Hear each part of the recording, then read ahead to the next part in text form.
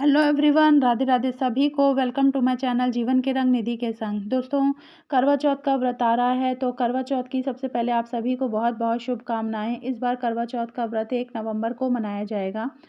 तो दोस्तों, हम सभी जानते हैं कि करवा चौथ का जो व्रत है, महिलाएं अपने पति की लंबी आयु के लिए निर्जला व्रत रहती हैं इस दिन। तो करवा चौथ के व्रत में सुहाग का बहुत अधिक महत्व है। सुहाग दान बताया गया है, और सुहाग दान जो है वो महिलाएं अपनी सास को करती हैं, और इसे ही सास का बायना कहते हैं। तो वीडियो भी इसी बारे में है कि सास के बायना कैसे निकालें, या सास के बायने में कौन कौन सी चीज़ें रखी जाती हैं। अगर आपकी सास नहीं है या विधवा है, तो आप बायना निकालेंगे या नहीं, और निकालेंगे तो किसे देंगे, ये सारी डिटेल आपको इस वीडियो में मिल जाएगी। तो चलिए शुरू करते हैं। देखिए, सास के बायने में सबसे पहले वस्त्र दिए जाते हैं। तो वस्त्र में अगर आपकी सास साड़ी पहनती हैं, आपका सामर्थ्य है, तो आप अच्छी सी साड़ी उनके लिए ला सकते हैं। साड़ी नहीं पहनती हैं, सूट पहनती है, तो आप वो भी दे सकते हैं। और अगर सामर्थ्य नहीं है, तो आप कोई ब्लाउज़ पीस रख सकती हैं, या फिर चुन्नी रख सकती हैं, या फिर सिंपल रुमाल रख सकती हैं। तो मतलब कोई ना कोई वस्त्र, कपड़ा आपको आपके शक्ति सामर्थ्य के अनुसार उसमें रखना होता है। इसके अलावा फिर चूड़ी रखी जाती है। यहाँ पर मैंने हरी साड़ी ली थी, तो हरी ही मैचिंग की चूड़ी रख रही हूँ। तो आप जैसी भी कलर की साड़ी लें, उसके अकॉर्डिंग आप चूड़ी रख सकते हैं। और कलर का यहाँ पे ये ध्यान रखना होगा कि आप काले या नीले कलर की कोई साड़ी वगैरह या कोई भी वस्त्र या चूड़ी दान नहीं करेंगे। बाकी सारा कलर आप कर सकते हैं। 16 श्रृंगार के अंतर्गत बहुत सी चीज़ें आती हैं, तो आप चाहें तो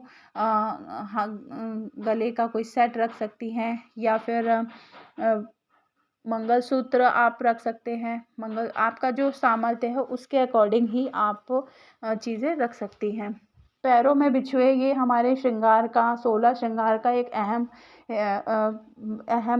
चीज़ बताई गई है। तो आप पैरों की बिछिया और पायल, सामर्थ्य हो तो चांदी का दे सकते हैं, नहीं सामर्थ्य है तो आप कांसे का भी दे सकते हैं। मार्केट में अवेलेबल होती हैं ये चीज़ें। इसके अलावा पैरों में लगाने के लिए आलता और सिंदूर। सिंदूर भी बहुत ही महत्वपूर्ण है। तो अगर आपको बहुत 16 श्रृंगार नहीं मिल पा रहा है, तो आप मुख्यतः 16 श्रृंगार की चीज़ों में बिंदी, आलता, सिंदूर और हाथों की मेहंदी, मतलब ये तो मुख्य ही है। ये चीज़ें और चूड़ियाँ, मतलब 5 चीज़ें आप रख देंगी तो भी बहुत है, लेकिन अगर कोशिश करें कि अधिक से अधिक आप इनके सास के बायने में चीज़ें रखें।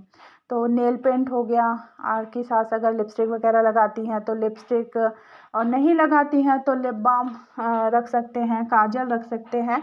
और इस तरह से आपको 16 श्रृंगार की चीज़ें रखनी होती हैं।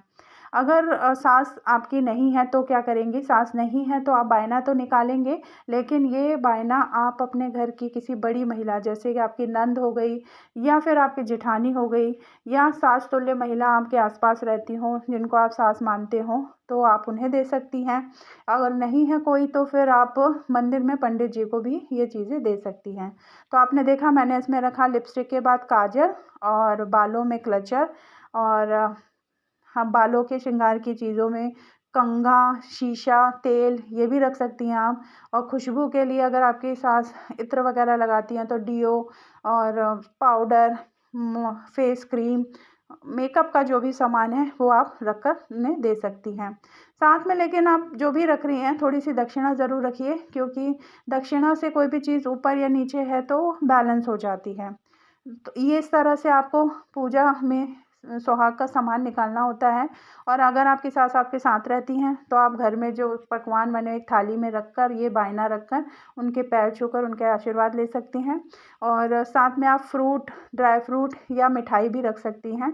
और अगर आपकी सास सुहागन नहीं है तो क्या करें, तो देखिए, सुहागन नहीं है तो ऐसा नहीं है कि आप बायना उनको नहीं देंगे, आप उनके लिए जो भी फ्रूट, ड्राई फ्रूट, कुछ दक्षिणा और जो खाने की थाली है वो ज़रूर देंगी। सुहाग का सामान आप किसी और को दे सकती हैं।